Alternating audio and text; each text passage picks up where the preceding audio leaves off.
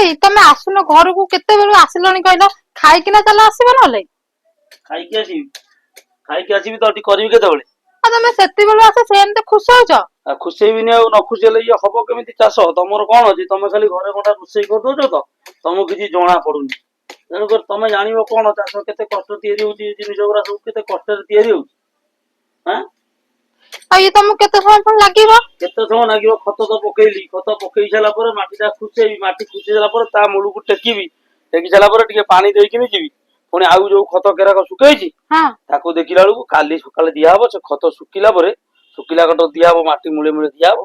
ପୁଣି ଆଉ ଥରେ ମାଟି ଟେକା ହବ ମାନେ ଇଏ ଏତିକିରେ ସରିଯିବ ନା ନାଇଁ ଆର ଆଉ କଣ କାମ ଅଛି ଏଇଟା ବର୍ତ୍ତମାନ ଖତ ପଡିଗଲା ହଁ ଖତ ପରେ ପରେ ବର୍ତ୍ତମାନ ଖୁସେଇ ଦେବି ହୁଁ ଖୁସେଇ ଦେଇ କଣ କରିବି ନା ଛାଡିଦେବି ପାଣି ଟିକେ ଦେଇଦେବି ହଁ ପାଣି ଟିକେ ଦେଇ ସାରିଲା ପରେ କାଲି ସକାଳେ ସେ ଯୋଉ ଖତ ଯୋଉ ଶୁଖିଲା ଯୋଉ ଖତ ଆଉ ଶୁକୁନି ଟିକେ ଖରାରେ ହଁ ହଁ ଯୋଉ ଶୁଖେଇଛ ସେଠି ହଁ ସେଇଟା ଶୁଖିଲା ଯୋଉ ଖତ ଗୁରା ତା ହଁ ମୂଳରେ ଦିଆହେଇକିନି ମାଟି ଗୁରାକ ଏମିତି ଟେକା ହବ ତା ମୂଳକୁ ସବୁ ମାଟି ଗୁରା ଓହୋ ମୂଳକି ଟେକିଲେ ପିଆଜ ଟା ଫୁଲିବ ମୁଁ ଏଇଟା କଣ ଜାଣିଥିଲି ମୁଁ ଜାଣିନଥିଲି ଆଜି ସକାଳେ ଜଣଙ୍କୁ ଡାକିଥିଲି ହଁ ସିଏ ମତେ କହିଦେଇକି ଯାଇଥିଲା ଆମ ଗାଁ ଯୋଉ ସୁତୁରୀ ନୁହଁ ହଁ ହଁ ସେଇ ସୁତୁରୀ ମତେ କହିଦେଇ ଯାଇଥିଲା ଏମିତି ଏମିତି କରିବୁ ତେଣୁକରି ମୁଁ ଯାଇ ବର୍ତ୍ତମାନ ଖତ ଦିଟା ଆଣିକି ପକେଇ ଦେଇକିନି ବର୍ତ୍ତମାନ ଏଇ କାମଟା ସାଇଲେ ଯାଇକି ଯୋଉ କଥା ନହେଲେ ଏଗୁରା ଓହୋ ଯଦି ତମେ ନ କରିବ ହଁ ପିଆଜ ଗଛ ଗୁରା ଏମିତି ମେଲେଇକିନି ଚିଟପଟାଙ୍ଗ ହେଇକି ତଳେ ପଡିଥିବ ଓହୋ ଆଉ ପିଆଜ ହବନି ପିଆଜ କୋଉଠି ହବ ଚିଟପଟାଙ୍ଗ ହେଇ ତଳେ ପଡିଥିବ ତାକୁ ପୁଣି ଗୋଟେଇକିନି ଏମିତି ଟେକିଲା ବେଳକୁ ତା ଅଣ୍ଟା ଭାଙ୍ଗି ତ କା ଗୋଡ ଭାଙ୍ଗି ତ ସିଏ ହବ ଓହୋ ସେଇଥିପାଇଁକା ବୋଧେ ଏମିତି ନଈଁ ପଡିଛି ଗଛ ଗୁରା ଆଉ ସେଇ ନୁହଁ ଜିନିଷ ଗୁରା ସେଇଆ ହଉଛି ନଈ ପଇଲା କାଇଁ ନଈ ପଇଲା ଆମର ଅବହେଳା ଯୋଗୁ ନଈ ପଡିଛି ଓହୋ ତେଣୁକରି ଚାଷ ଯୋଉମାନେ କରୁଛନ୍ତି କେତେ କଷ୍ଟ ସେ କଥା ସେମାନେ ଜାଣିଥିବେ କାହିଁକି ନା ଚାଷ ଗୋଟା ଏମିତିଆ ଜିନିଷ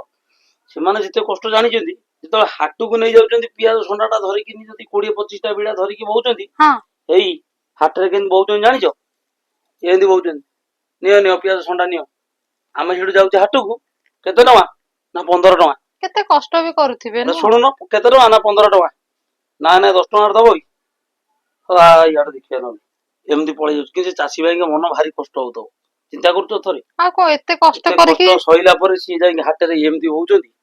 ଏମିତି ବସିଲା ପରେ ଯାଇ ମାଗୁଛନ୍ତି ମାନେ କହୁଛନ୍ତି ଯେ ଆସ ନିଅ ଏଇଠୁ ନିଅ ସେ ସେଠୁ କହିବେ କରାଇ କହିବେ ନାଇଁ ତମେ ଥାଉ ଆମେ ଯାଉଛୁ ସିଆଡୁ ନେଇଯିବୁ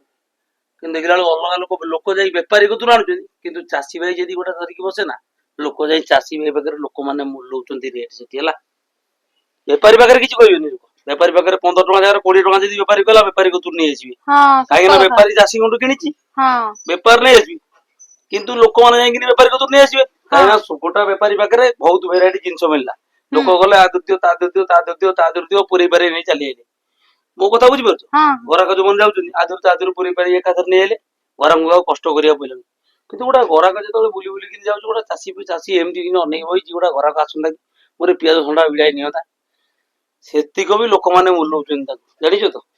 କଣ କହିବ କୁହ ହଁ ସତ କଥା ଆଉ ତମେ କହୁଛ ଡେରି ହେଲାଣି ଚାଲ ଖାଇବା ଖାଇଦେଲେ କଣ ହବ ଆମେ ଦିଟା ନଗେଇଛେ ଗୋଟେ ଘର ଖାଇବା ପାଇଁ ଆମେ କଣ ବେପାର କରିବାକୁ ନଗେଇଛେ କି ଚାଷ ହଁ ଯୋଉମାନେ କରୁଛନ୍ତି କେତେ କଷ୍ଟ ସେ କଥା ସେମାନେ ଜାଣିଛନ୍ତି ହଉ ତମେ ଜୟ ଜଗନ୍ନାଥ ନମସ୍କାର ଆପଣ ମାନେ ତ ଦେଖିଲେ ଛୋଟିଆ ଭିଡିଓଟି ତେଣୁକରି ମୋ କହିବାର କଥା ହଉଛି ଯେ ହାଟକୁ ଯେତେବେଳେ ଆମେ ମାନେ ଯାଉଛି ଚାଷୀ ଭାଇ ଗୋଟରେ ମୂଲଉଛେ କିନ୍ତୁ ବେପାରୀ ଗୋଟରେ ଆମେ ଜମା ମୂଲଉନି କାହିଁକି କହିଲେ ସେ ବେପାରୀ ବୋଲି ଆମେ ଜାଣିଛେ ଆମେ ବେପାରୀ ବୋଲି ଜାଣିଛେ ବେପାରୀ ଯଦି ଏଇ ବିଡା ଟାକୁ 10 ଟଙ୍କାରେ କିଣିଦେବେ ବେପାରୀ କିନ୍ତୁ 20 ଟଙ୍କା କହିଲେ ଆମେ ଦେଇକି ଆଉଛେ କିନ୍ତୁ ଯଦି ଚାଷୀ ଯଦି କହିବେ ବିଡା ଟା 15 ଟଙ୍କା